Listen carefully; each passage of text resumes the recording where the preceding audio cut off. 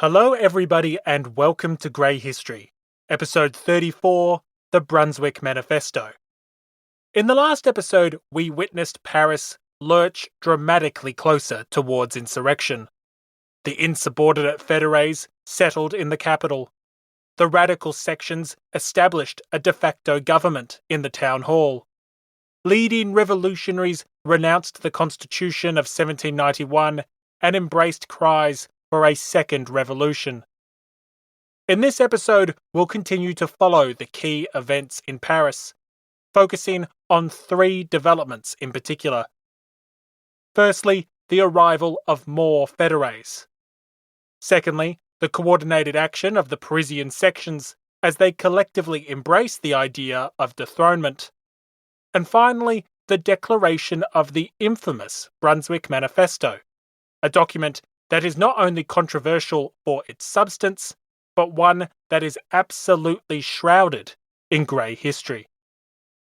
Having covered all of these important developments, we'll then step back and examine the position of the leading factions and revolutionaries on the eve of the fall of the monarchy. While the position of some protagonists may be predictable, the lack of involvement of some revolutionaries and the outright opposition of others might very well surprise you. In fact, we'll be witnessing a dramatic shift within one of the key revolutionary factions. So, that's the very ambitious agenda for this episode, and that's the reason why this episode is the longest episode to date. So much for my efforts to slim these down a little. Next episode will be the fall of the monarchy, so we have a lot to get through today.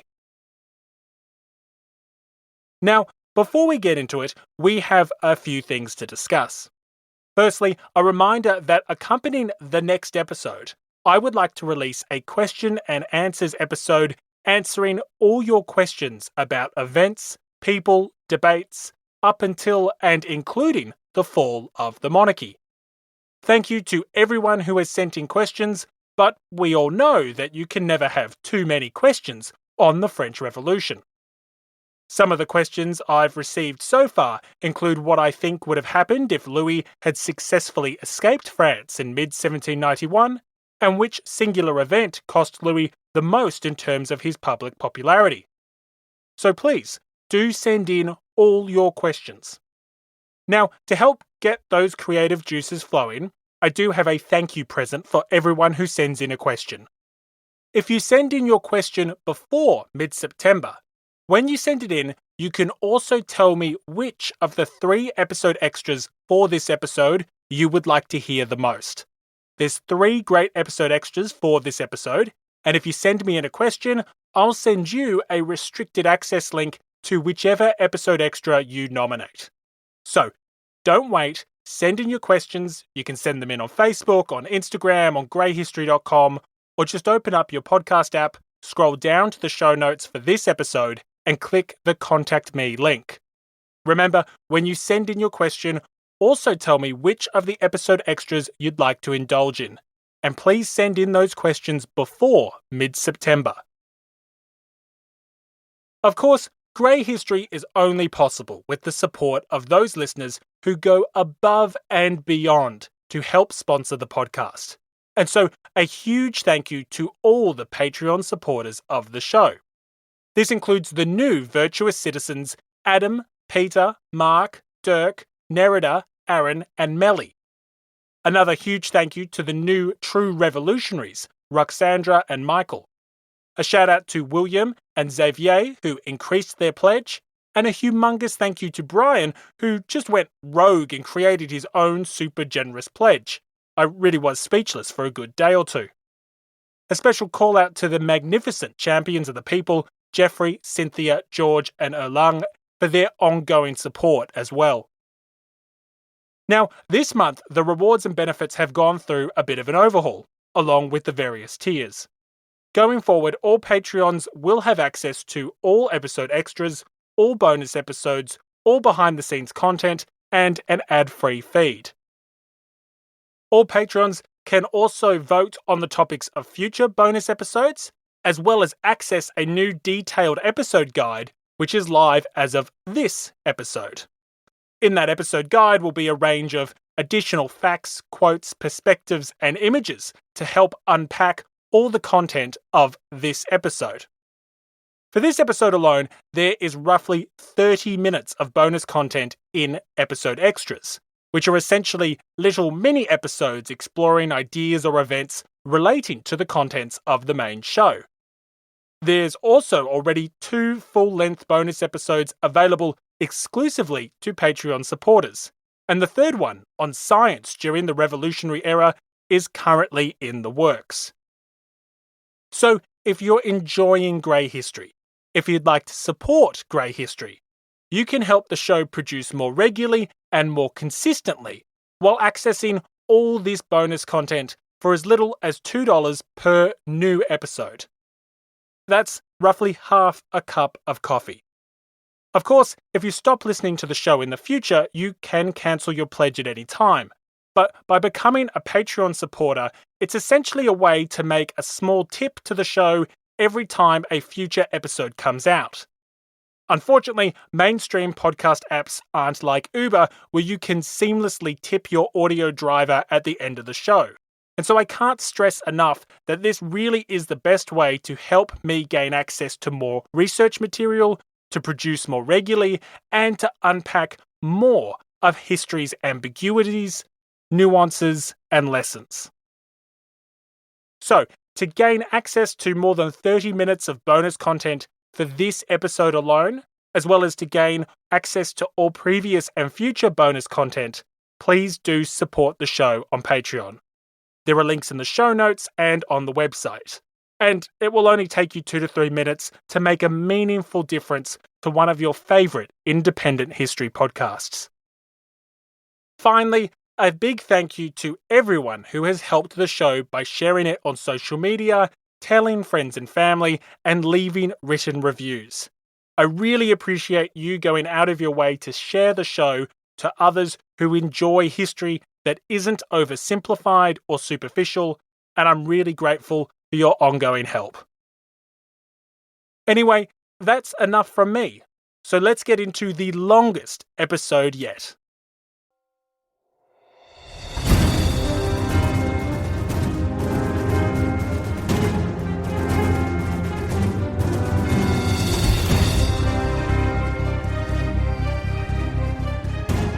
Welcome to Grey History. Episode 34, The Brunswick Manifesto.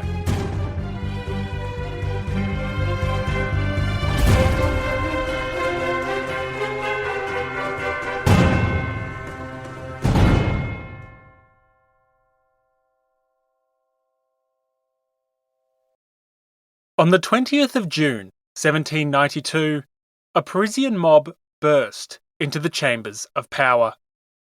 Energised by the nation's long list of troubles, the demonstrators came within inches of overthrowing the French monarchy.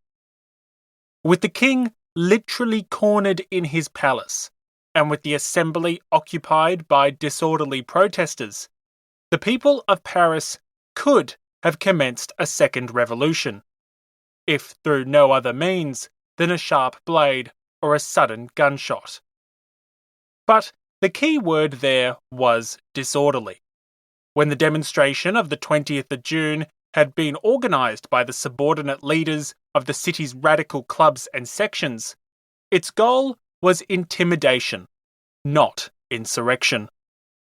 The events of the 20th had come so close to toppling the Constitution of 1791, but that had been completely unintentional. Far from a planned uprising against the government, June 20 was nothing more than a planned demonstration against the government's policies. However, 6 weeks later, the intention of the city's radical agitators was completely different. By the end of July 1792, Paris was once again on the verge of insurrection, and this time, revolution was the order of the day.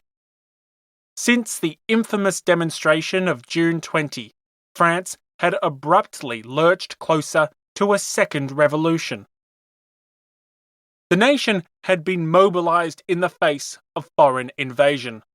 The country had been declared to be in danger. The fédérés had established themselves in the capital against the wishes of the Assembly and the King, while the sections of Paris had formed a shadow municipal authority in the town hall itself. To top it all off, leading figures of the revolutionary left were now openly embracing calls for a second revolution, or, at a minimum, denouncing the king of being crown deep in treasonous activities. The ringleaders of the June 20th demonstration may not have planned to topple the monarchy in June, but by August, those same figures had seen their coalition grow, and now they planned to do just that. The days of the French monarchy were fast approaching zero. It's here, in late July 1792, that we arrive at two quite important developments. Well, perhaps one quite important development, and one development that is either critically important or hardly worth talking about. It just depends who you ask. Let's start with the former. The first key development relates to our new friends, the fédérés, because somehow they managed to cram more explosive materials into the already fully packed powder keg that was the city of Paris.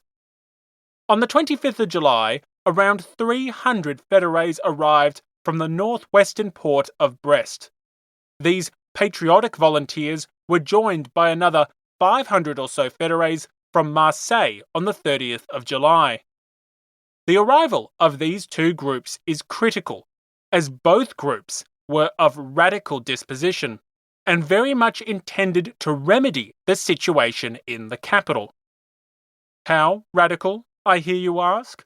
Well, historian Robert Johnson describes the Marseille fédérés as being red-hot Republicans. Furthermore, their own words left nothing to be discussed. In a petition to the Assembly, these newly arrived volunteers boldly proclaimed, "The very name of Louis XVI now means treason to us." With a position like that, you can understand why the arrival of these new fédérés is pretty damn significant. The Central Committee of the fédérés were already pledging to triumph or die against the enemy in the King's Council, and yet the fédérés from Brest and Marseille make the original volunteers look borderline harmless. The arrival of these groups was so influential that insurrection almost erupted within hours of both groups arriving. Historian Georges Lefebvre credits the recently reinstalled Parisian mayor, Jérôme Pétion, for averting insurrection on two separate occasions. So, the first major development at the end of July was not just the arrival of yet more fédéré volunteers, but fédérés who were the very definition of devout revolutionary zealots. These men had every intention of ending the treason of the crown. They had every intention of purging the kingdom of the king. However, while the presence of these new fédérés added momentum to a second revolution, it was the arrival of information which, debatably, provided the final impetus. The second key development that occurred in late July was the proclamation of an infamous document which history has come to call the Brunswick Manifesto. So, what the hell was the Brunswick Manifesto? Let's start with the first part, Brunswick. The Duke of Brunswick was a 56-year-old German prince. The Principality of Brunswick-Wolfenbüttel and the Duchy of Brunswick-Lüneburg were some of those smaller states that we've discussed in the Holy Roman Empire, and both states are now part of modern-day Germany. The Duke himself was quite an interesting figure. He was generally regarded, at the time, as being an enlightened despot, a man who ruled in a similar manner to the respected Frederick the Great. Historian John Dahlberg-Acton describes him as the most admired and popular prince of the time, and it should be noted that some revolutionaries even toyed with the relatively far-fetched idea of replacing Louis XVI with the Duke of Brunswick. However, what's important at this point in time was not the Duke's reputation as a benevolent or cultured ruler, but rather his reputation as a skilled military commander. Historian Hilaire Belloc describes Brunswick as being regarded by his contemporaries as the best general in Europe. Indeed, the King of Prussia certainly thought so. Back in 1787, King Frederick William II had entrusted Brunswick with the command of the Prussian military when Brunswick was dispatched to crush Dutch revolutionaries. Now, finding himself at war with French revolutionaries, the Prussian king once again turned to the Duke and elevated him to the position of commander of the coalition forces. Thus, as the French prepared for invasion by both Prussian and Austrian armies, it was widely regarded that the man leading those troops was a master of military affairs. Preparing for the upcoming invasion, in late July, the Duke of Brunswick released his now infamous manifesto. The document outlined the objectives of the coalition forces, as well as the rules of engagement in which the coalition troops would wage war against France. The first part of the document was largely unsurprising. After denouncing the revolutionaries as illegitimate usurpers and dangerous warmongers, Brunswick declared that the Allied sovereigns intended to put an end to the anarchy which consumed the French kingdom. Specifically, the coalition intended to restore the king the security and liberty he was deprived of, to reinstall Louis as the nation's sole and legitimate ruler. While not particularly good news for the French revolutionaries, this proclamation was hardly surprising. What was surprising, however, was what came next. The Duke's manifesto outlined a series of provocative demands and principles. Most importantly, Brunswick demanded that Paris restore the king to full liberty and render him due respect. The Duke warned that if harm was to come to the king, the punishment inflicted on Paris would be biblical. In fact, he warned of an exemplary and ever-memorable vengeance.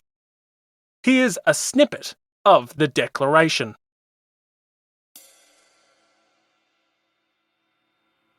If the palace of the Tuileries is entered by force or attacked, if the least violence be offered to their majesties, and if their safety and liberty are not immediately assured, we will inflict an ever-memorable vengeance by delivering over the city of Paris to military execution and complete destruction, and the rebels guilty of the said outrages to the punishment that they merit.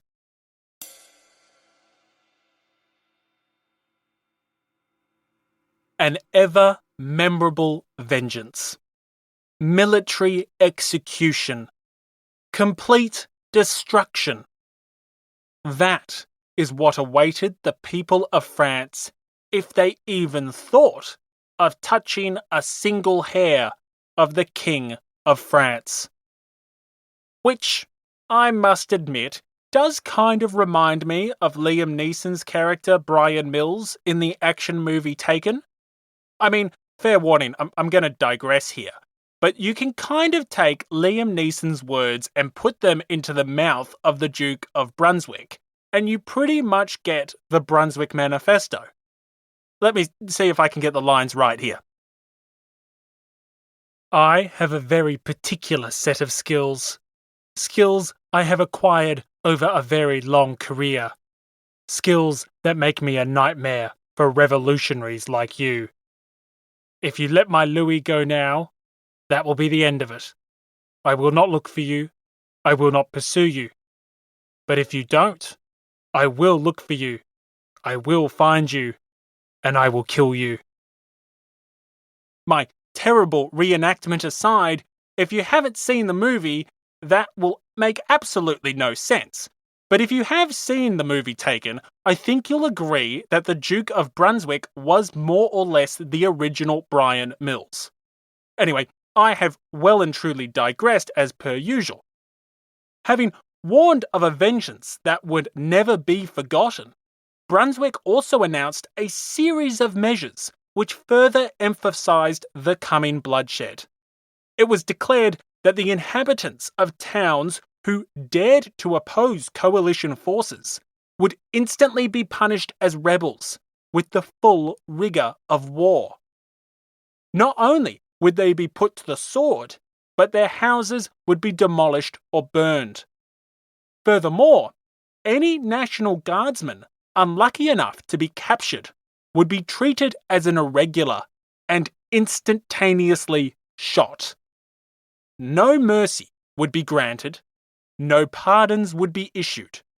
All who endangered the king or resisted his Germanic liberators would be wiped from the face of the earth. So, as you can imagine, when the Brunswick Manifesto became known in Paris a few days later, this slightly inflammatory document had a bit of an impact. However, the impact of the Brunswick Manifesto is a matter of grey history. On one side of the historical debate are a group of historians who believe that the impact of the manifesto was significant. Scholars in this camp often characterize the document's publication as a critical development in the fall of the monarchy, and for a variety of reasons. Now, there is no shortage of historians who hold this view, so here is just a taste of some of the opinions out there. Historian Charles Mallet states that the declaration caused the wildest indignation. Historian Adolphe Thiers, the future French Prime Minister and President in the 19th century, claims that the manifesto created an extraordinary effect, which energized the nation's eagerness to fight back against this terrible enemy. Building on this idea, other historians proclaim that the document radicalized the radicals, and therefore directly triggered the fall of the monarchy. Historian Simon Sharma, for example, states that it created a kill or be killed mentality, particularly for the revolutionaries in Paris, and thus spurred the revolutionaries into dramatic acts. While these historians differ in their emphasis as to how the manifesto expedited the fall of the monarchy, all of these scholars emphasize the manifesto's importance. To them, this document energized the national psyche, created a popular outcry, and focused the minds of the Parisian revolutionaries on the dramatic actions required to save the revolution.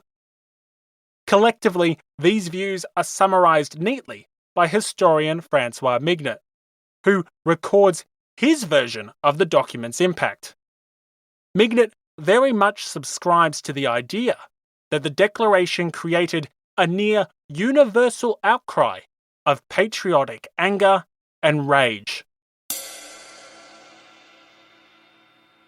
This fiery and impolitic manifesto, which disguised neither the designs of the emigrants nor those of Europe, which treated a great nation with a truly extraordinary tone of command and contempt, which openly announced to it all the miseries of an invasion, and moreover vengeance and despotism, excited a national insurrection. It, more than anything else, hastened the fall of the throne and prevented the success of the coalition. There was but one wish, one cry of resistance, from one end of France to the other, and whoever not joined in it would have been looked on as guilty of impiety towards his country and the sacred cause of its independence.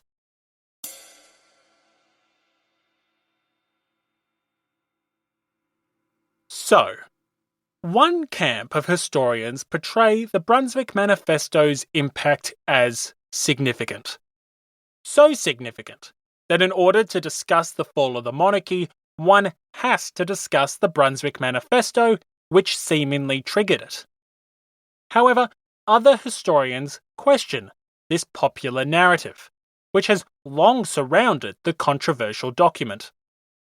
The 19th century historian Hippolyte Taine was one of the first to challenge the true importance of the manifesto.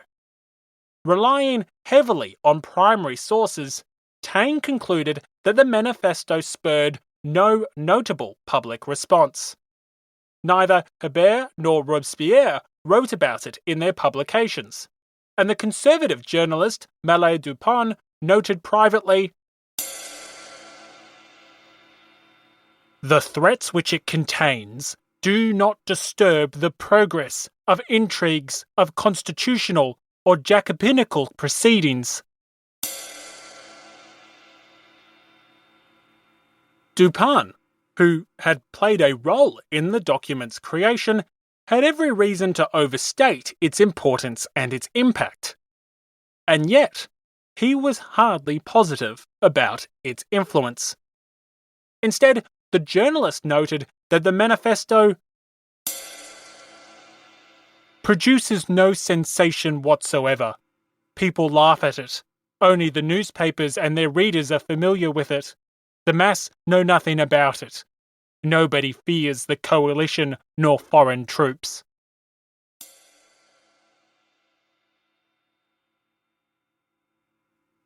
Dupin may have been exaggerating when he stated nobody feared the coalition nor foreign troops. But he certainly was accurate to say that people laughed at the manifesto.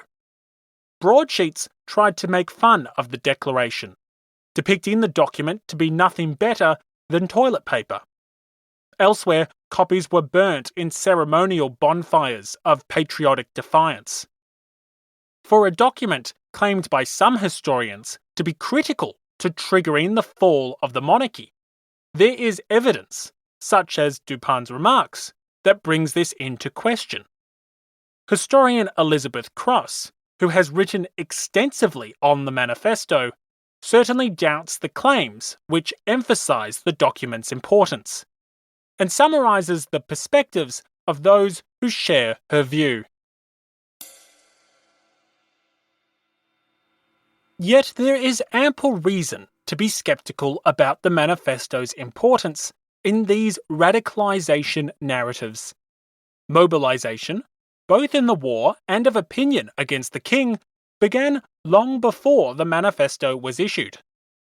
Many historians, from Hippolyte Taine to Jean Jaurès to François Furet, have thus challenged the view that the reaction to the Brunswick Manifesto incited fresh animosities. Michael Wicknock has categorically denied its role in instigating the coup of 10 August, because so much of the work in preparing the insurrection had already happened before it was known in Paris.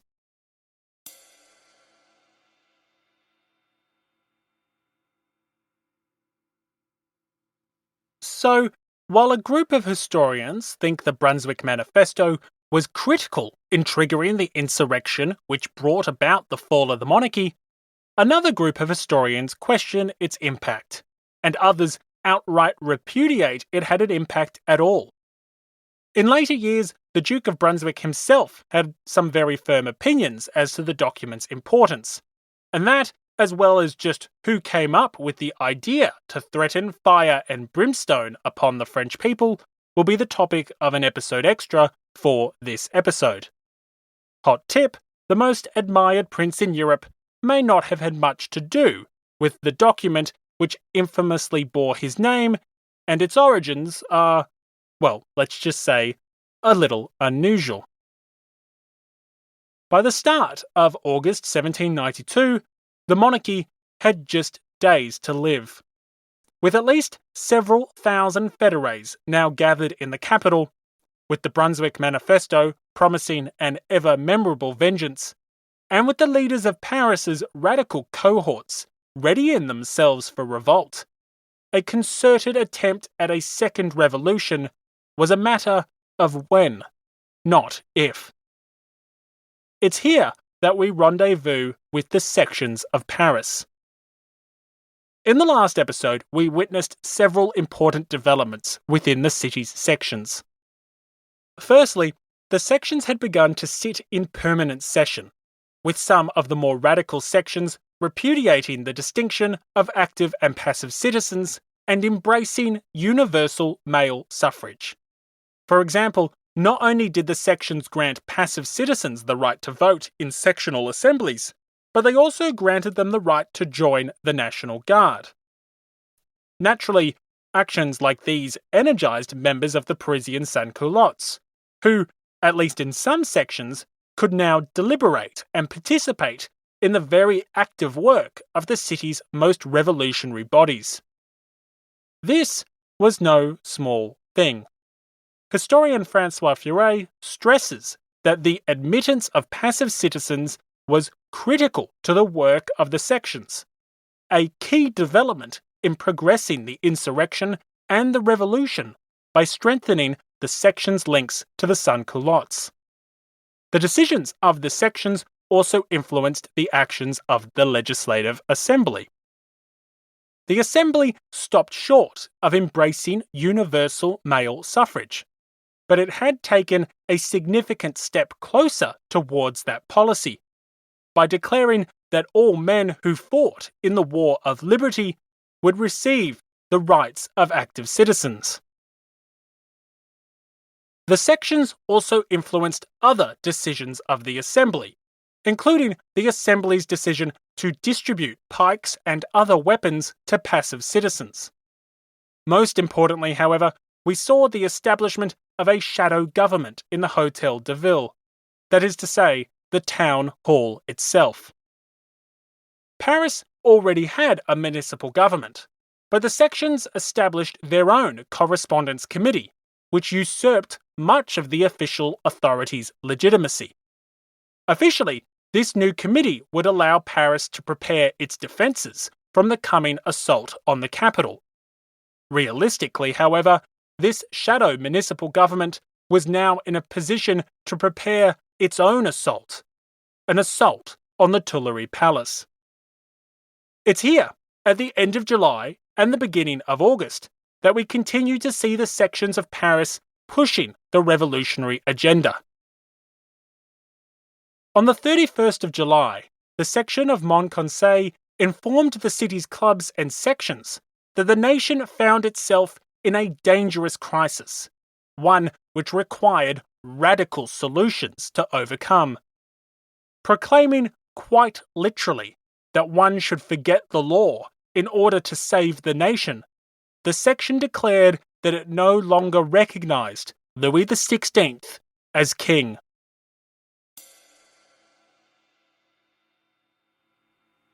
For too long, a despicable tyrant has played with our destinies. Without amusing ourselves any longer by calculating his errors, his crimes, and his perjuries, let us strike this colossus of despotism. Let us all unite to declare the fall of this cruel king. Let us say with one accord, Louis XVI is no longer King of the French.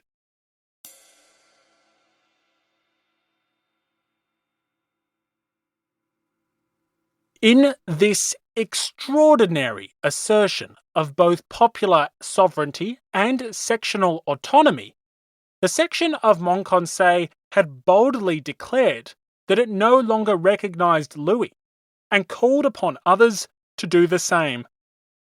Now, this little declaration was really just a preview of what the majority of the sections would do just a few days later.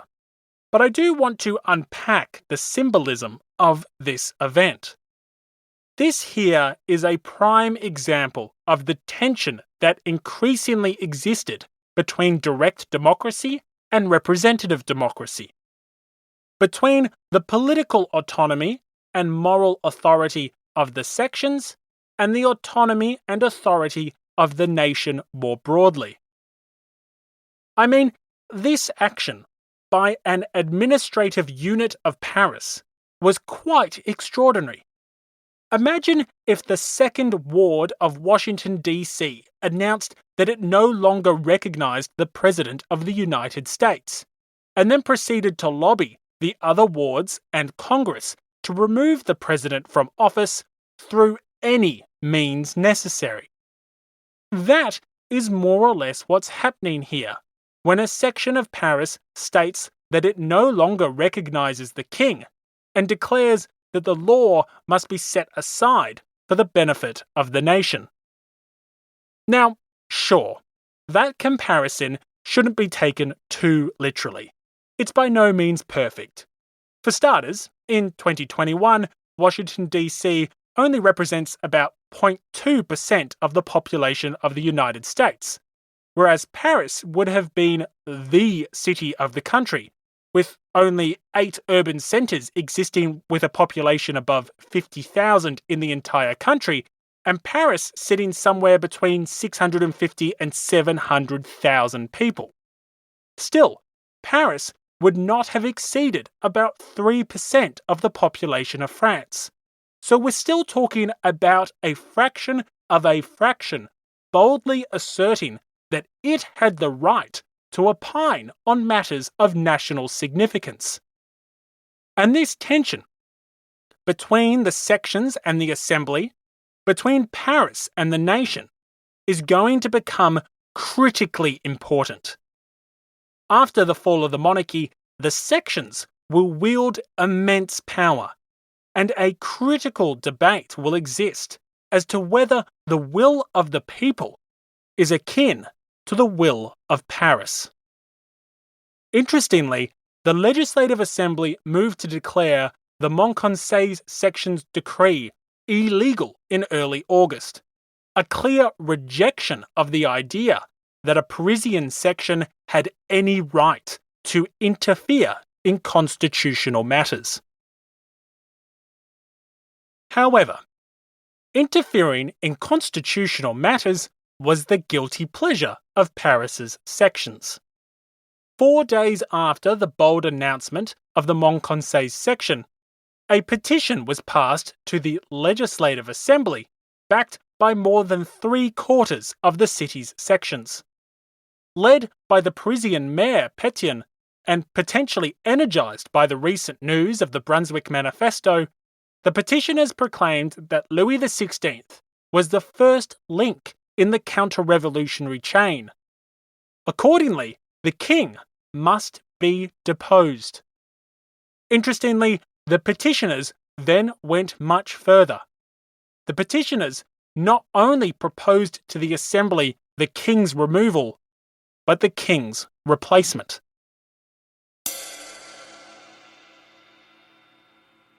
As it is very doubtful that the nation could feel any confidence in the present dynasty, we demand that ministers, responsible as a body, nominated by the National Assembly, but not from its members, according to the constitutional law, named by the vote of free men spoken aloud, shall provisionally exercise the executive power, while waiting until the will of the people, our sovereign and yours, shall be legally expressed in a national convention, as soon as the safety of the state shall permit.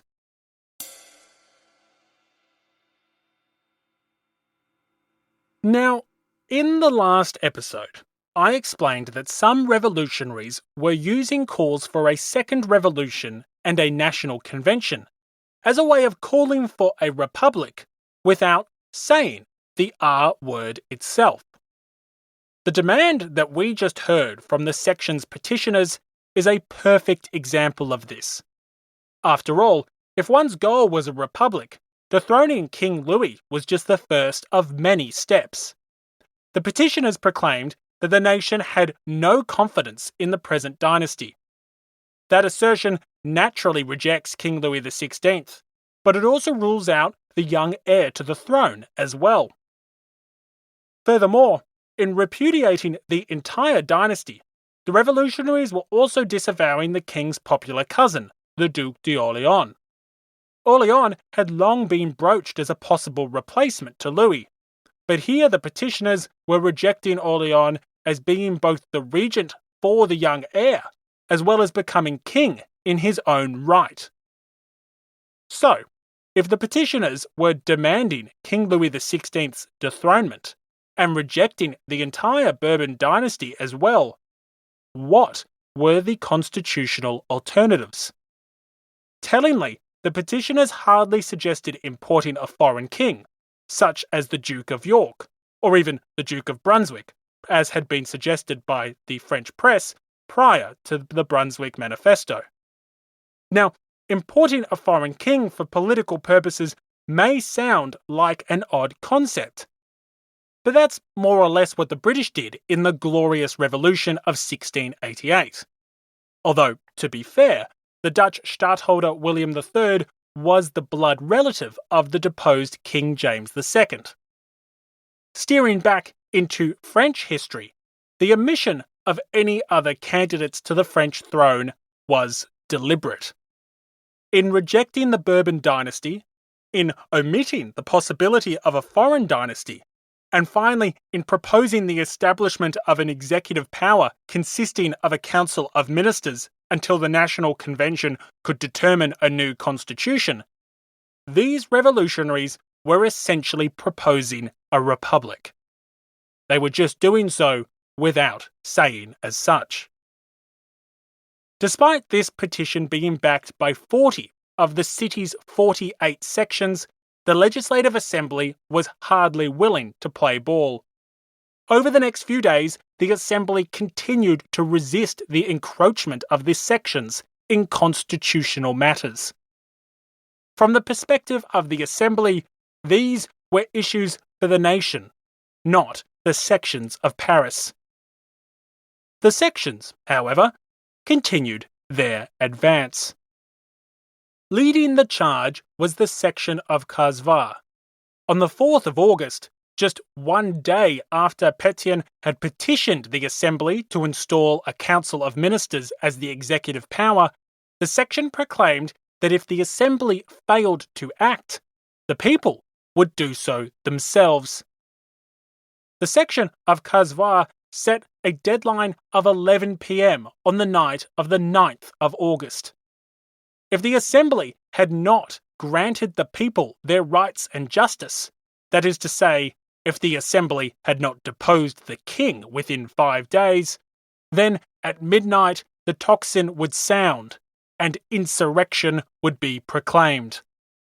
The mood of the sections could be summed up in a warning one provided to the Assembly regarding dethronement. If you refuse, however, to do it, we shall have to take it upon ourselves.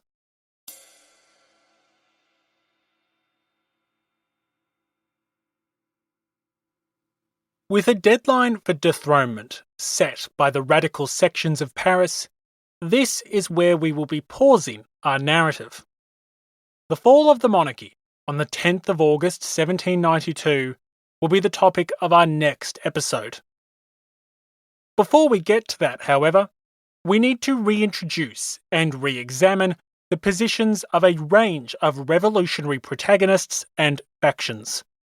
And this is important because, like all revolutions, there were significant ramifications for those who were leading the people, those who were following the people, and finally, those who were running as fast as possible away from the people. So, for the rest of this episode, we will be exploring which factions and which factional leaders were either supportive or directly involved in the fall of the monarchy. Hello, everybody. This is an ad. Or at least, this is where an ad would be if Grey History actually had ads. But we don't. See, the teeny tiny downside of being a small, independent podcast which has decided to specialize in the French Revolution niche so much so that even after 34 episodes we haven't hit the fall of the monarchy, is that there's hardly the hundreds of thousands of listeners which makes podcast advertising viable. So instead of being an ad for someone else, this is an ad for Grey History. If you're enjoying the show, then there's no better way to support it than to become a Patreon supporter of the podcast. For as little as $2 an episode, you'll gain access to exclusive episode extras, bonus episodes, and episode guides. You'll also gain access to an ad-free feed, including this ad right here. Depending on your pledge, there's also early access to all new content, shout-outs on the show, and the chance to feature as a voiceover in the podcast itself. For this episode alone, there is roughly 30 minutes of exclusive bonus content. So don't wait. Take the 2 to 3 minutes to support a small independent history podcast and enjoy not only all the exclusive content, but all the warm, fuzzy feelings that come with supporting small independent artists. There's a link in the show notes and on the website, or just Google Grey History Podcast Patreon. That's Patreon. So hit the pause button and support the podcast now. Joined the party? Perfect. Let's get back into the show, which, believe me, has plenty of surprises in the second half.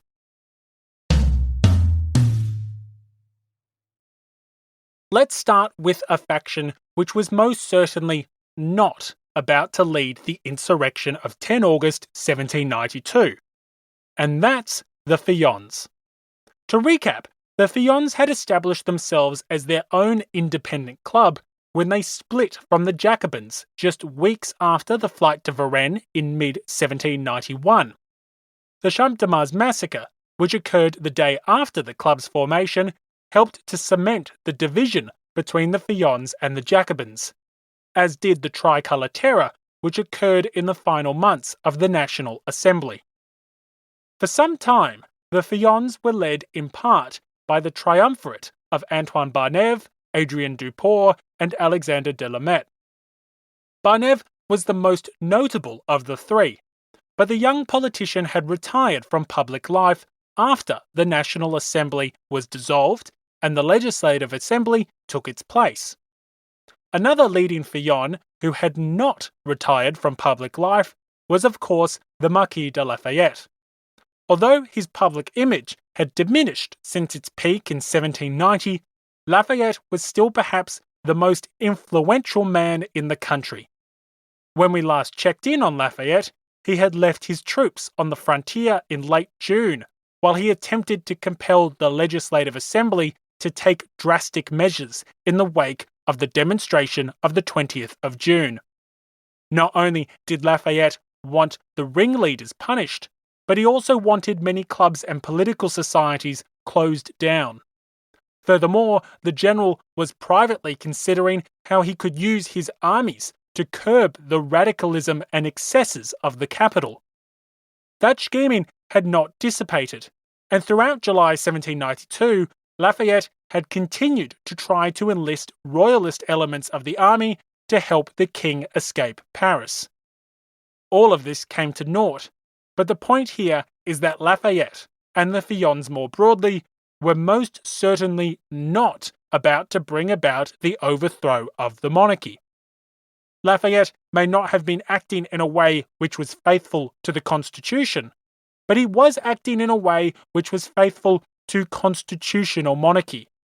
A second revolution was not his objective. To state the obvious, a second revolution was also not the objective of Louis XVI either. For the king, and for the court more broadly, the immediate goal was to delay the Parisian insurrection, which was clearly imminent.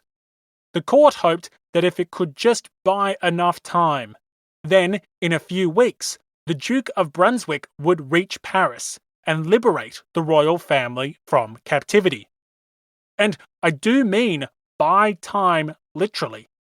The court paid bribes in an effort to forestall the revolt, and also took defensive measures to prepare for violent unrest. We'll explore those measures in the next episode, but the point is that the only revolution that the court desired was counter-revolution. With neither the Fions nor the court involved in planning the coming insurrection, the question remains, who was? So let's flip to the other side of the political spectrum and explore the factions which were likely to be involved. Let's start with the radical left, members of the Cordelier or Jacobin clubs. In particular, I want to explore the positions of three key revolutionaries. Firstly, the fanatical journalist Jean-Paul Marat. Secondly, the esteemed former deputy Maximilien Robespierre. And finally, the giant of the Cordelier Club, Georges Danton. All three men will play huge roles throughout this series, so it's important that we reacquaint ourselves with who they were and their roles in the insurrection of 10 August. Let's start with Marat. We first met Marat back in episode 15, when the scientist turned journalist was developing a reputation for being the very definition of a radical writer. Stylizing himself as the friend of the people, Marat denounced and maligned anyone who he believed to be a threat to the revolution. Initially attacking prominent officials such as Necker, Lafayette, and Bailly, the outspoken journalist had been on the wrong side of the authorities for years. However, the matter which concerned the authorities was not the fact that Marat endlessly criticised members of the government. No. What concerned them, and what compelled them to quite vigorously pursue Marat, was the fact that his solution to just about every problem was violence. According to Marat, the treason and conspiracies which consumed France could only be vanquished with extreme measures. How extreme? Well, Marat had started by calling for the execution of a few hundred aristocrats.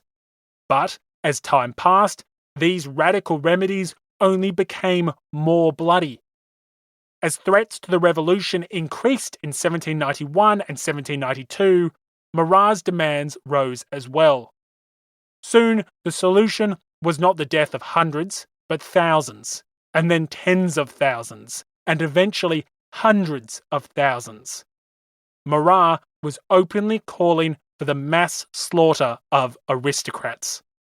And, like the sans-culottes who he championed, Marat had come to redefine the term aristocrat so that he was effectively calling for the elimination of any who stood against the people. Now, there was no shortage of revolutionary as well as counter-revolutionary publications demanding the bloody elimination and extermination of their enemies. So, why do we care about Marat specifically? Well, Marat happened to have quite the following, and just like the controversial media personalities we have today, that following translated into real power and influence. How Marat came to ascertain this power will be explored at a future point in time. But put simply, three factors certainly helped. Firstly, his writings could take their consumer on an emotional roller coaster.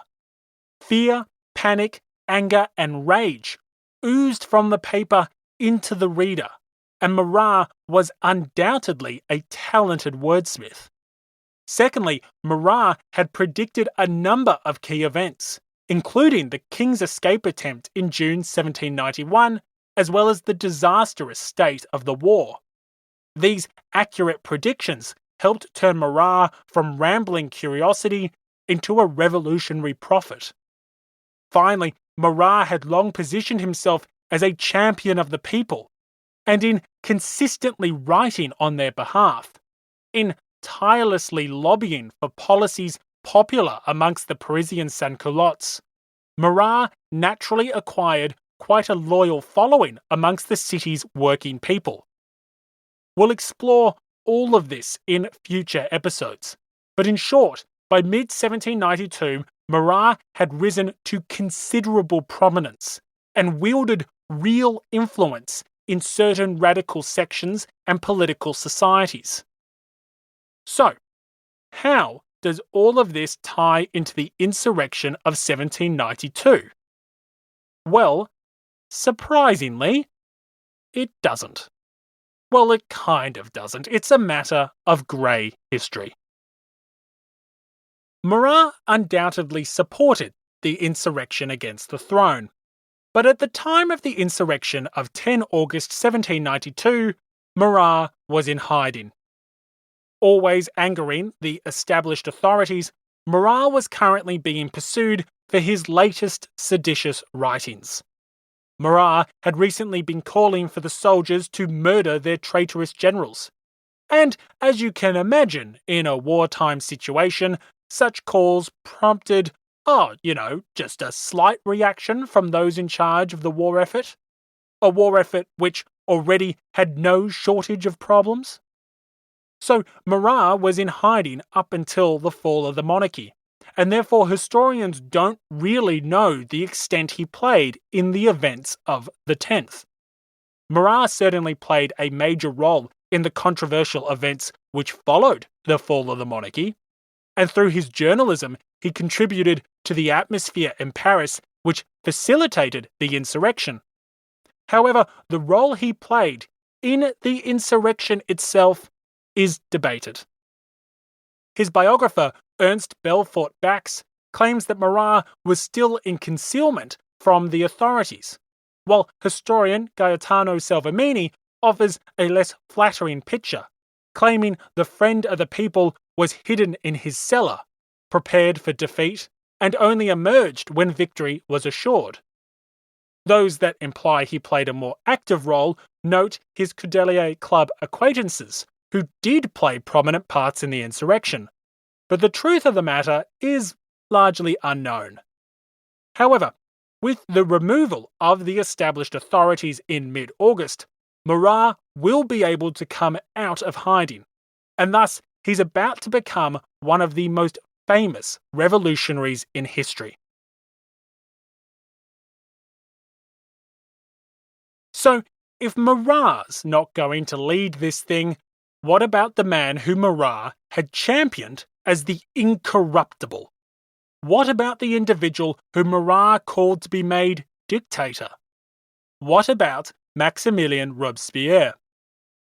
Unlike Marat, Robespierre has been consistently prominent in our journey since we first met him in 1789. Back then, the young deputy from Arras had made a name for himself in the National Assembly by passionately opposing a range of laws which he considered to be unjust and immoral. These laws included the distinction between active and passive citizens, as well as the legislation which enabled the declaration of martial law. Notably, Robespierre had been the instigator of the self-denying ordinance, which meant that no member of the National Assembly could sit as a member of the Legislative Assembly. Since the National Assembly's dissolution in September 1791, Robespierre had remained in public life. Critically, it was Robespierre who had championed the anti-war position within the Jacobins, and although others eventually found their voice to support him, that position was, for quite some time, a lonely and unpopular one. Nevertheless, by mid-1792, with the war going just fantastically, Robespierre's image was on the rise. Vindicated for his opposition to the conflict, the advocate of the people saw his influence grow amongst the revolutionary left. Now, given what we already know about Robespierre, and given what you may know of the revolution's most famous protagonist, you may think that Robespierre would play a leading role in the insurrection which would bring about the fall of the monarchy. After all, Robespierre is often depicted by his detractors as the dictator of the revolution, the personification of the terror and all its excesses. So, surely Robespierre was eager to overthrow not only the monarchy, but the Legislative Assembly, an assembly which we heard him link to the crimes of the court in the last episode, and an assembly under the sway of his rivals, Brissot and the Girondins. Well, perhaps it won't be surprising to find out that we're about to explore some more grey history. The short answer is no. Robespierre was not a principal leader of the insurrection of 10 August, and in fact, some historians believe he only supported the insurrection at the last moment. To back up a bit, let's make sure we're all on the same page regarding Robespierre's personal politics. Back in mid-1791, when the flight to Varennes turned French politics on its head, many leading figures on the revolutionary left forcefully came out in favour of a republic. This included Danton and members of the Cordelier Club, as well as Brissot and some of those we associate with the Girondins. Robespierre, however, was not among them. Robespierre feared how calls for a republic could empower the revolution's opponents, and besides, the form of government was a moot point. To Robespierre, the critical issue at hand was not so much a monarchy or a republic. It mattered little whether the country was under the control of a dictator or a king, a parliament or a senate, consuls or tribunes.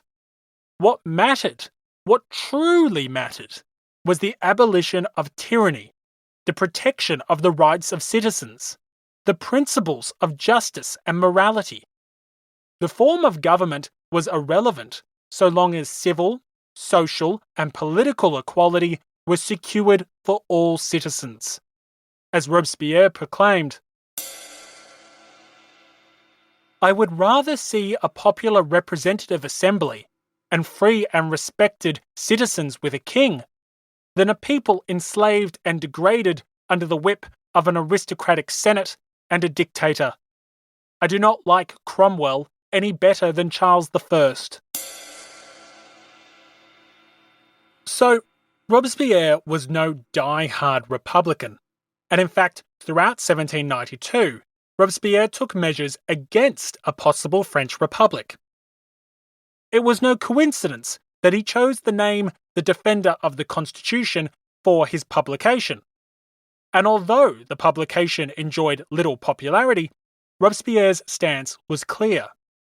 He may have sought reform to the Constitution of 1791, but he was not about to back a Republican alternative. Even as late as June 1792, Robespierre disparaged the Girondins for pushing an overtly Republican agenda. With the war situation deteriorating, Robespierre stood firmly in support of the constitutional monarchy. The overthrow of the constitution at this moment can only kindle civil war, which will lead to anarchy and despotism. Now, to be clear, just what motivated this defence of constitutional monarchy is a bit murky. Some historians and contemporaries assert that at this point in time, Robespierre was genuinely supportive of constitutional monarchy, but others, including myself, are not convinced. Instead, other historians assert that Robespierre naturally leant towards a republic, but he refused to endorse one because he feared that a new republic would be designed by the Legislative Assembly. And that would be problematic, because the Legislative Assembly was firmly under the influence of the Girondins, his bitter rivals.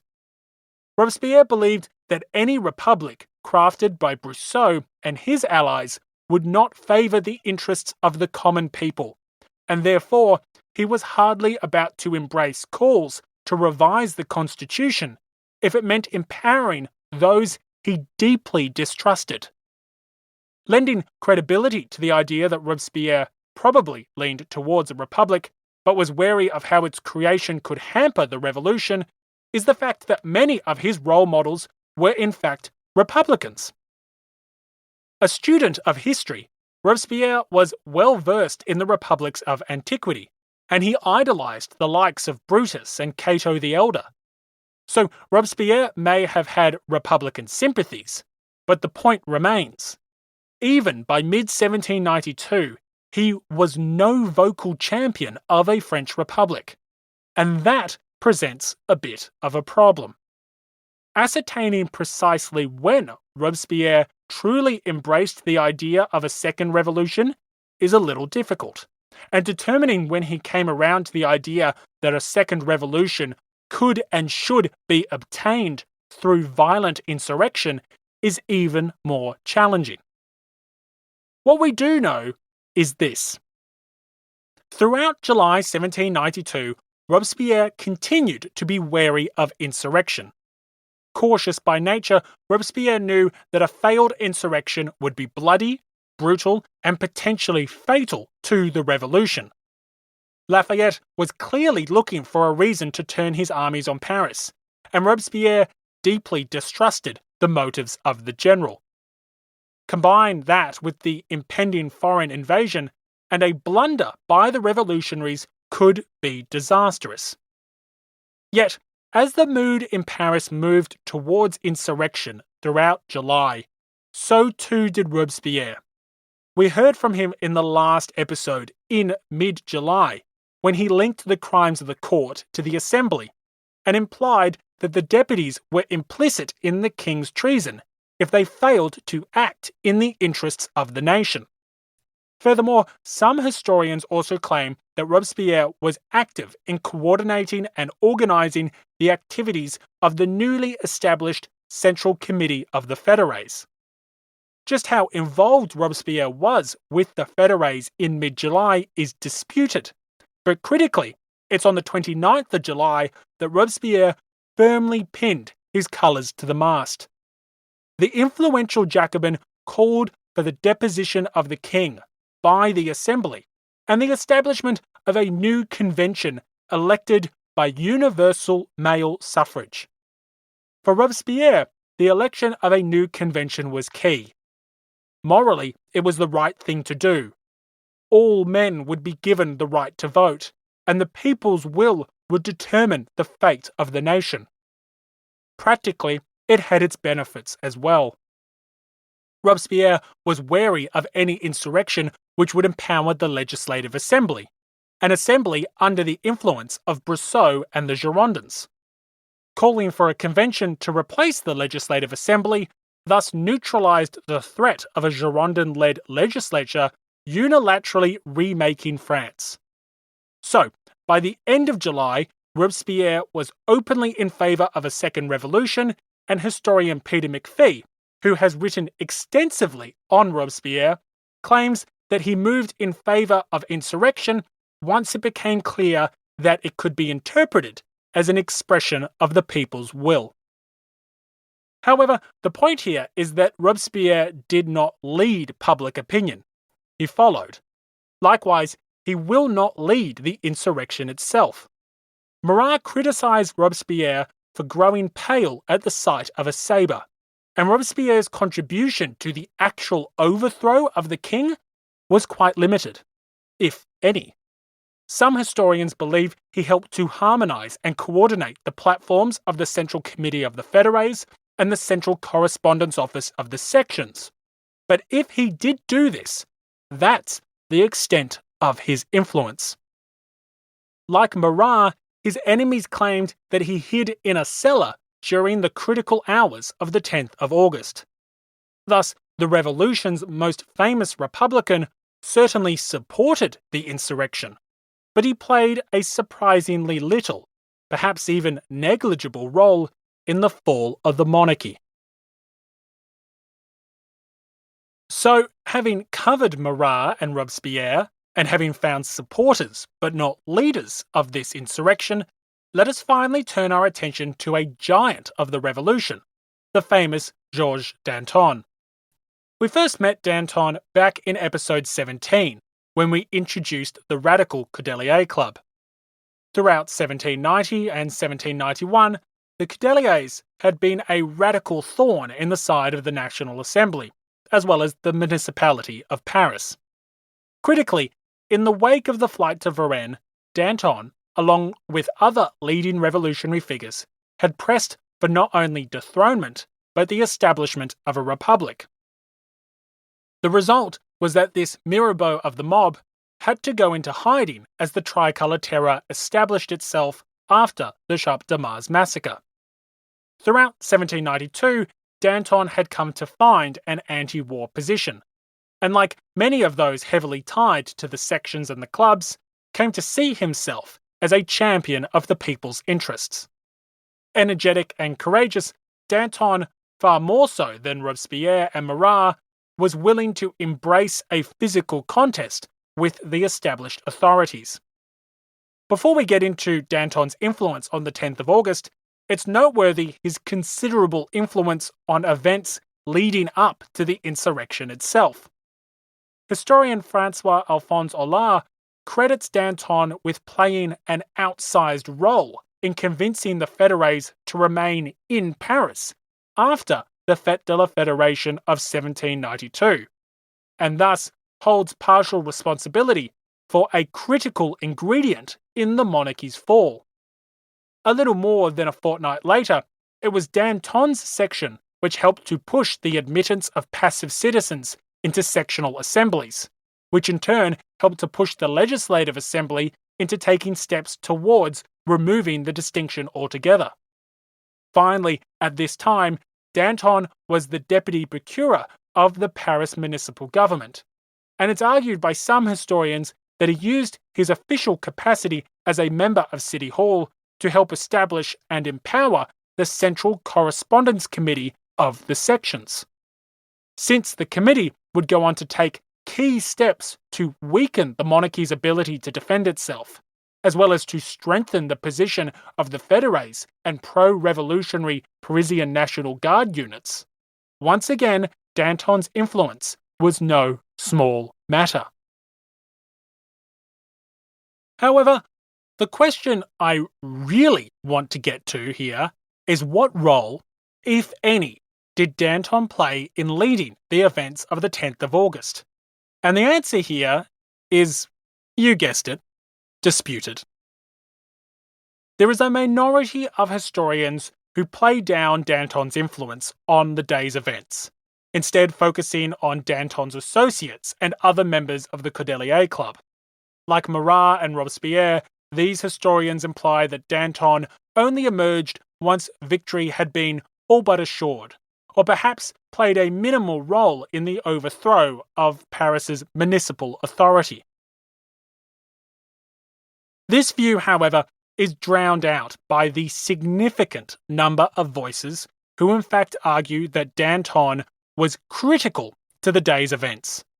Historian Louis Madeleine describes the 10th of August as being Danton's coup, while historian Francois-Alphonse Hollart states that he was the chief leader of the party of insurrection. Contemporaries echoed these sentiments. The radical Jacobin Billaud Varenne stated that Danton made the 10th of August, and Guérin, a future minister and associate of Danton, shared similar views. The American revolutionary Gouverneur Morris likewise implicated Danton as a leading figure of the insurrection, referring to Danton's schemes in a letter to Thomas Jefferson in December 1792. Lending credibility to the argument in favour of Danton's influence, many of the leading figures of this revolt were associates of Danton. Danton did not personally lead the storming of the Tuileries Palace, but his associates did. Danton did not single-handedly immobilize the monarchy's defences, but his associates did. Danton did not unilaterally overthrow the municipal government, but his associates did. Thus, while there is debate over whether or not this truly is Danton's coup, it most certainly is a coup of Danton's associates. And while the extent of Danton's involvement may be disputed, he certainly gained much of the credit for the insurrection's success. In short, it's a matter of grey history whether Danton was pulling the strings, or whether he merely was one of many co-conspirators. But what can be said with certainty is that Danton was supportive of the insurrection, and was likely a far more active participant than both Marat and Robespierre. So, the Cordelier Club and the radical Montagnard wing of the Jacobins were in favour of the overthrow of the monarchy, and some prominent revolutionaries of 1793 and 1794 did play an outsized role. Whether as a participant or merely as a supporter, most members of the radical left of Paris were more than eager to remedy the troubles of the nation by removing the corrupt king and those who supported his treason. Now, so far, this is all relatively par for the course. The Fillon constitutional monarchists supported constitutional monarchy. The French court supported the French court. And the most radical cohorts of Paris supported the most radical solution those cohorts of Paris could agree upon. All to be expected. But what might not be expected is the position that another major faction took. So before we reach the fall of the monarchy, let's unpack the 16-dimensional puzzle that was the positions of the Girondins. At first glance, it may appear that the position of the Girondins on the need for a second revolution would be a relatively clear-cut case. Surely they would be in favour. If we take a stroll down memory lane, we'll recall that Brissot was a committed Republican and played an influential role in the various Republican agitations and petitions in the wake of the flight to Varennes. A few months after the king's failed escape, Brissot was elected to the Legislative Assembly, and there he, along with the other Girondin deputies, battled with the court on everything from refractory priests to hostile émigrés to the legitimacy of the suspensive veto. With tensions rising between the court and one of the Assembly's most prominent factions, throughout the winter of 1791 and 92, Brissot and his allies led the charge in favour of revolutionary war. And remember, some historians make the case that the Brissots sought to use war as a means of enacting republican reforms to the constitution, as well as a means of forcing the king to adopt their radical agenda. With the war having commenced terribly, the Girondins were soon on the back foot, and the Girondin ministers were dismissed from office in mid-June. This dismissal outraged the Girondins in the Assembly and helped to prompt the demonstration on the 20th of June, which some historians and contemporaries linked to the Girondins, seeing it as an effort to have their ministers reinstated. In the last episode, we heard Brissot accuse the king and his ministry of treason. We also heard in the episode extra Vergniaud echo these allegations.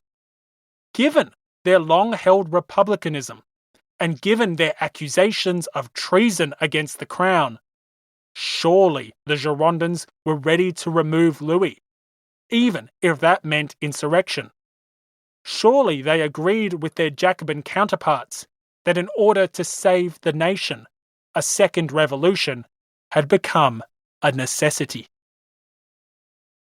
Well, despite Brissot, Vergniaud, Gaudert, and other Girondins having savaged the monarchy in early July, and having called for a republic for, the last year, by the end of July, these deputies were singing a very different tune.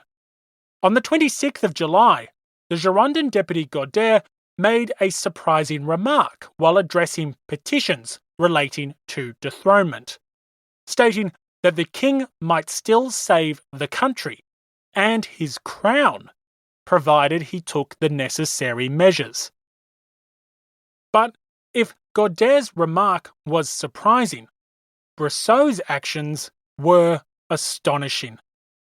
Brissot, long a member of the Republican movement's vanguard, suddenly found himself embracing the banner of constitutional monarchy. The surprise, and then the anger of the galleries, was audible as Brosseau proceeded to denounce any talk of constitutional change. According to the influential Girondin, dethronement would guarantee civil war, and thus such an action could only occur after a thorough inquiry and rigorous debate. Going further, Brosseau proceeded to attack any who were even willing to propose the possibility of a republic, declaring that the state's current dangers were too great and too immediate to make a republic a viable solution to the nation's woes. In an almost unbelievable scene, Brosseau proceeded to declare that those working towards a republic should be treated the same as counter-revolutionary émigrés. That is to say, that they should be put to death.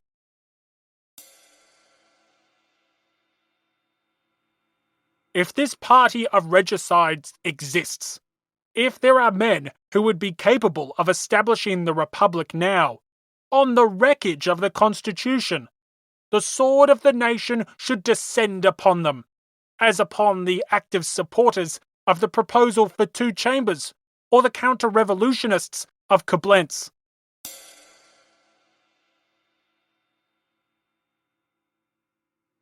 So, we now find ourselves in a situation where Brosseau, the Republican Brosseau, is defending not only constitutional monarchy, but Louis XVI himself, the king who he had been accusing of treason less than 3 weeks before. If you're a tad confused, you have every right to be.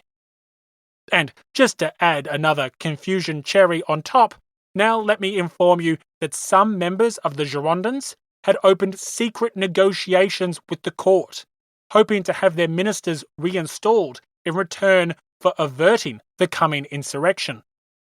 So, what the absolute hell was going on here?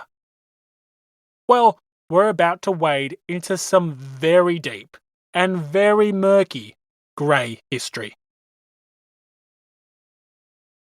Let's start with the explanations which are not complementary to the decisions and motivations of the Girondins. The anarchist historian Peter Kropotkin declares that it was fear which motivated the sudden Girondin reversal. According to Kropotkin, the Girondins saw the growing power and influence of the Parisian sans-culottes as a threat to the established elites within France. Driving this perception were a number of developments that had given the Girondins cause for concern. Firstly, the most radical publications were calling for violent solutions to the nation's troubles. And as one, if not the most prominent faction within the Legislative Assembly, violent disturbances were the last thing the Girondins wanted when civil unrest was already on the rise. Furthermore, the term aristocrat was gradually being redefined to broadly encompass well-off members of society. Thus, these violent solutions, which called for death to aristocrats, threatened many individuals with links to the Girondin faction. In fact, it threatened many members of the Girondin faction.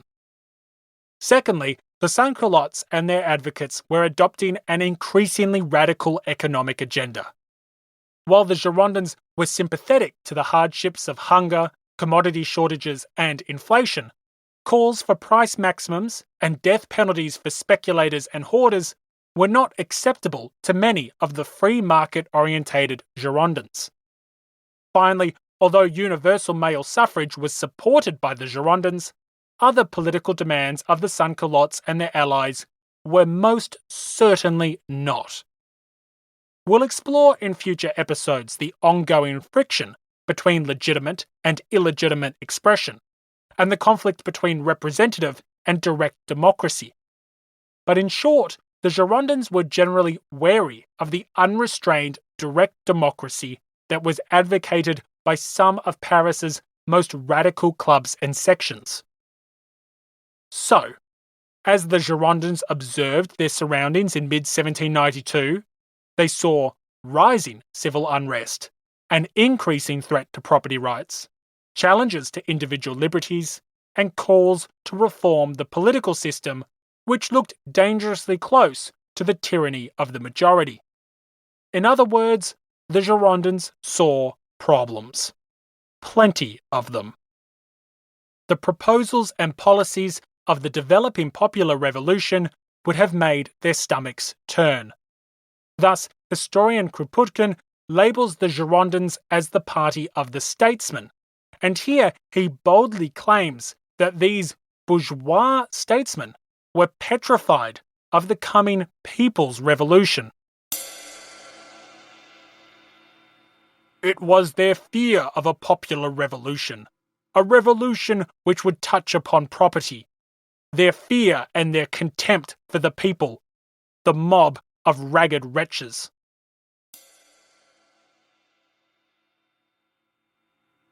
Kropotkin dismisses competing ideas as to what motivated the sudden Girondin reversal, including ideas that Brissot was bribed by the court, or that the Girondins merely wanted to re-grasp their former power by having their ministers recalled. For Kropotkin, the answer is a simple and fundamental one. The Girondins feared the rising power of the masses. That was what motivated their sudden change of heart. Joining historian Kropotkin in explaining the reversal of the Girondin position is historian Georges Lefebvre.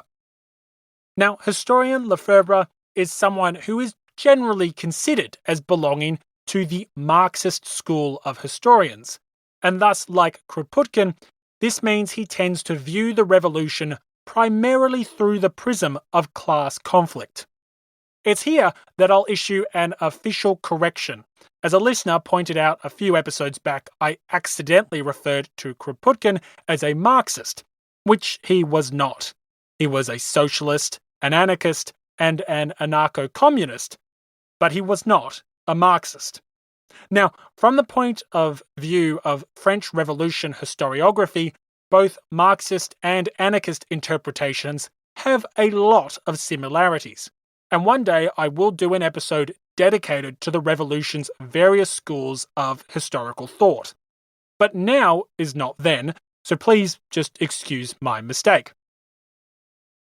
Getting back to historian Georges Lefebvre, Lefebvre agrees with Kropotkin that fear was the driving factor behind the actions of the Girondin deputies. Accusing the Girondins of lacking real sympathies for the hardships of the common people, Lefebvre asserts that the policies of the coming popular revolution scared them into defending a king who they had only just been assailing. Speaking of their motivations, Lefebvre writes, "There were, however, deeper reasons for the failure of the Gironde.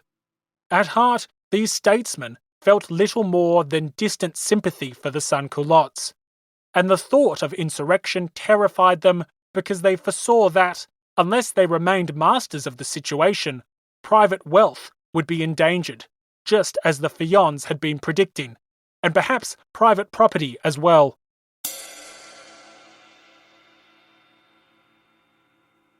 So, there is one camp of historians who explain the sudden Girondin reversal as one that was motivated by fear.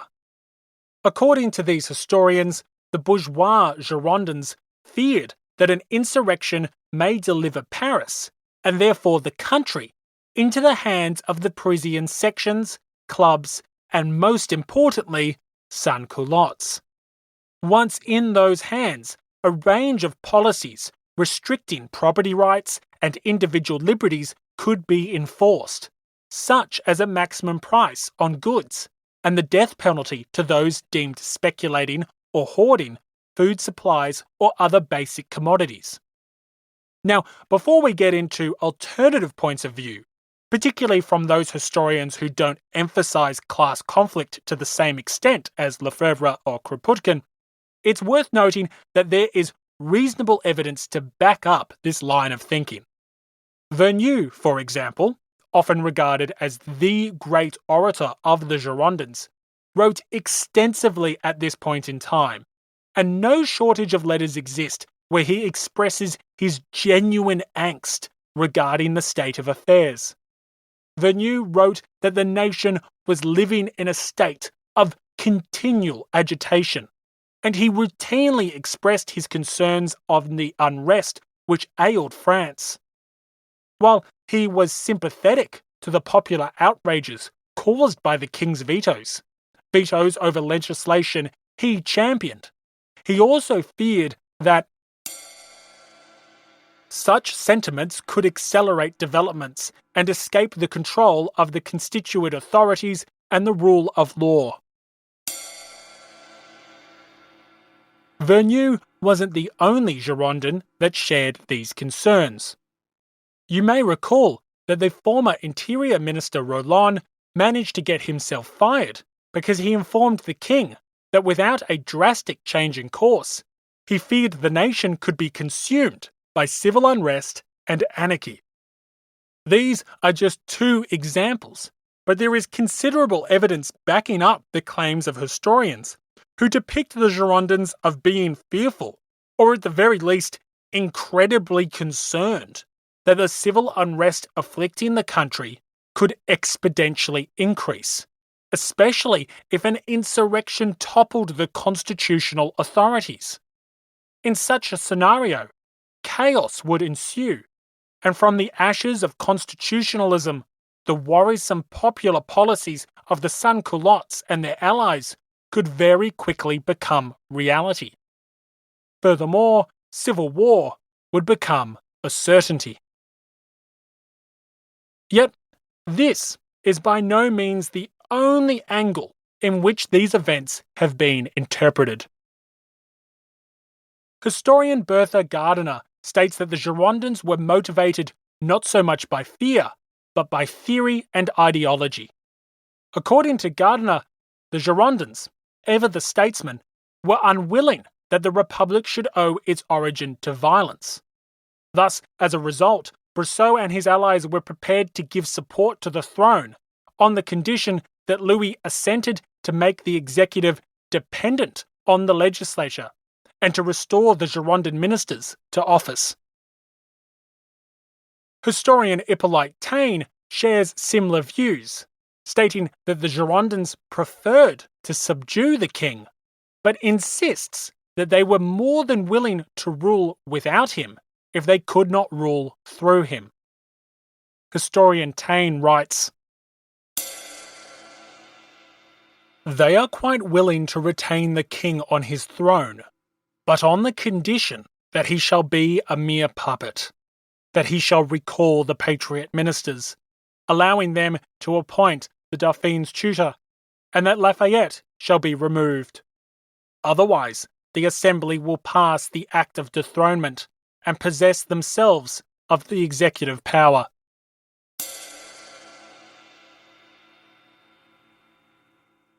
Finally, agreeing in part with historian Taine is historian Gaetano Salvemini, who also asserts that the Girondins were doing far more than merely reacting in fear to a menacing populace. Salvemini asserts that the sudden about-face from the Girondins can be ascribed to political manoeuvrings. According to Salvemini, the Girondins sought to threaten and frighten the king with the possibility of dethronement, as seen in their speeches throughout June and early July. Then, believing the court to be ready to submit, the Girondins intended to secretly offer a truce, which would see their position in the ministry reinstalled.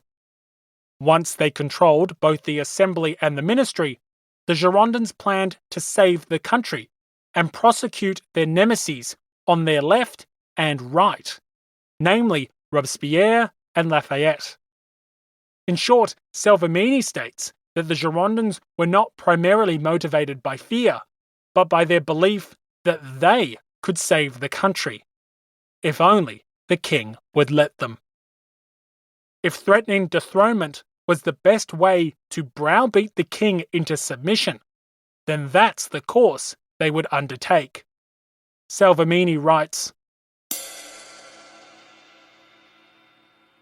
"But it would be wrong to conclude that from this moment, as they later boasted, the Girondins directed all their energies towards this end. They only wished the king to recall the three ministers, entrust the Dauphine's education to someone of their choosing, dismiss Lafayette, and give up the right of veto. Once the government was in their hands, they had no doubts as to their own capacity for saving the country and holding the extremists in check. If the king refused to give way, the assembly would dethrone him and seize the reins of government. But they did not expect to be driven that far. They believed that a mere threat of violence would be enough to force the king's hand. Proof of their attitude is to be found in the fact that while in public they attacked the king, they were making him peace proposals in secret. They intended to rid themselves of Robespierre by bringing him to trial on skillfully prepared charges." So, while some historians argue that the Girondins changed their tune because they were scared shitless of the prospect of mob rule and the rise of the great unwashed, there are also those historians who reject this notion entirely. Others suggest ideology or belief amongst the Girondins that they were the best placed to save the nation, provided the king cooperated. These are just some of the proposals which surround the motivations of the Girondins, with good old-fashioned bribery and the raw pursuit of power offered as yet more alternatives as to why the Girondins suddenly shifted in their stance. Just what drove the Girondins to change course remains grey. But in my own personal view, I'm certainly sympathetic to the argument that many Girondins were clearly distressed by the agitation and unrest of the people, and probably shared concerns that a successful revolution would empower not only the ideas and policies which they feared, but also their factional opponents, which they despised. Now, we'll explore the consequences of this sudden reversal of positions in future episodes. We'll also spend a lot of time exploring the complex relationship between the Girondins and the sans-culottes, and the deep divisions which arise within the Girondins themselves. For now, though, let's just say this unexpected change in posture didn't go unnoticed. Even with the secret dealings between the court and the Girondins remaining secret for now, Brissot's public actions would earn him a new nickname, Barnève II.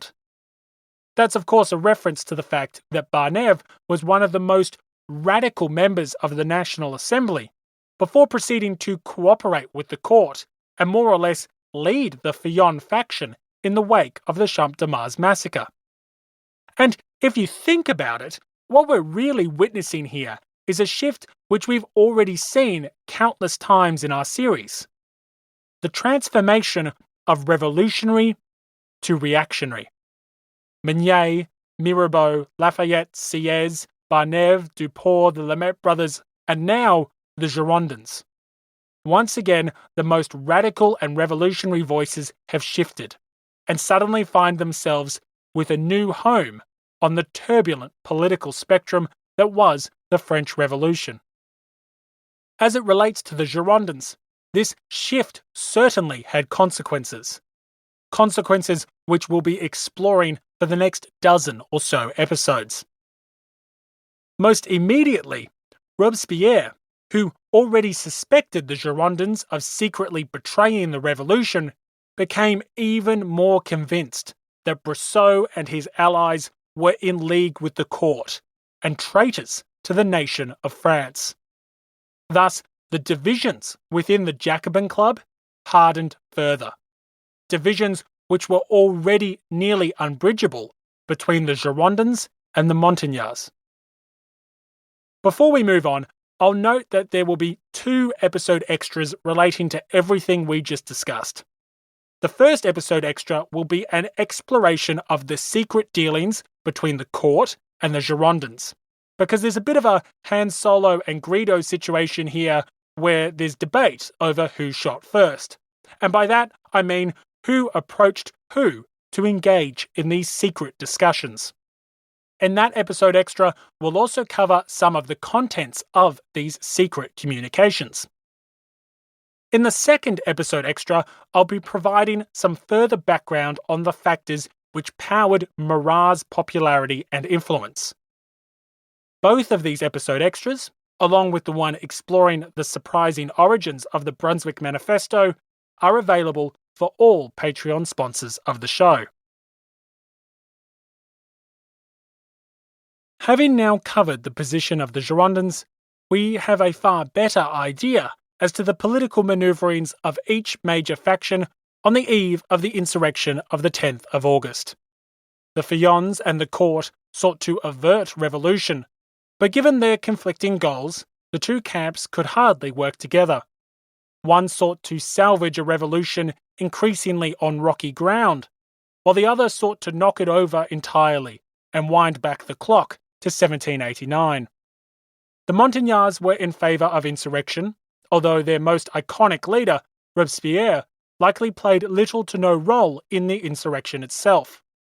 Likewise, the Cordelier Club sought a second revolution, but the role of Danton and Murat remained disputed, particularly as it relates to Danton, who was somewhere between a minor participant and the coup's mastermind. Finally, the majority of the Girondins sought to avert insurrection, or at least they intended to do so while they determined if they could find a way to rule through the king. Their motivations for suddenly abandoning cause for a republic, which they themselves had led for so long, is shrouded in debate and ambiguity. But fears of what revolution might unleash were certainly a factor in their calculations. With deep divisions between them, and at times deep divisions amongst themselves, the revolutionary factions all had competing objectives on the eve of the Second Revolution. A revolution which would upend political alignments and plunge France into terror. Thank you for listening to Grey History. Next episode will be the fall of the monarchy. We're finally here, we finally hit it. The time has come for the Second Revolution. A reminder to please send in your questions for the Q&A episode, and when you do so, nominate which of the 3 episode extras you would like to hear. As always, these shows take a huge amount of effort, so do please share the show with your friends, family, and colleagues. A huge thank you to every Patreon supporter of the show, and a special call out again to the hero of the revolution, Brian, for being such a generous sponsor of Grey History. Don't forget that there is 30 minutes of bonus content for this episode alone, waiting for all Patreon supporters of the show. So if you're not a sponsor of the show, please do consider supporting Grey History. It's a great way to support one of your favourite independent podcasts, and there's tons of exclusive content for those that do. As always, thank you for listening, stay safe, and have a great day.